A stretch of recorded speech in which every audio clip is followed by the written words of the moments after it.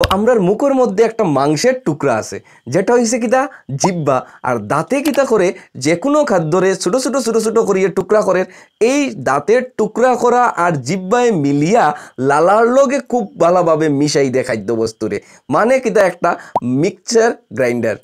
লালার মধ্যে আবার খাদ্যবস্তুরে পিচ্ছিল করার লাগে একটা পদার্থ আছে যেটা হইছে গিয়া মিউকাস বা মিউসিন কইতাম পারি আমরা যেটায় খাদ্যবস্তুরে খুব পিচ্ছিল করিয়া সহজে আমরা গলার ভিতরে দিয়া দিতে পারে মানে ওরকম বুঝতাম পারি এটারে আমরা যদি কেউ হাঁটিয়া আর আমরা একটু শয়তানি করিয়া তাহলে ফালাইতে হয় তো কিচ্ছু একটা পিচ্ছিল পদার্থ যদি ফালাই দিতে পা দিলে কি তাইব পড়ি যাবা না নি ওরকম আরই এছাড়াও লালার মধ্যে টায়ালিন নামক একটা রাসায়নিক পদার্থ আছে যেটা খাদ্যবস্তুর মধ্যে যে জীবাণু আছে ইতারে সব ধ্বংস করিলায় মানে কিতা আমরা যদি ব্লিচিং পাউডার কোনো পিচ্ছিল জায়গা দিলাই তো এটা কিতা হয় ঠিকঠাক হয়ে যায় পিছলাটা কমে যায় না নি ঠিক ওরকম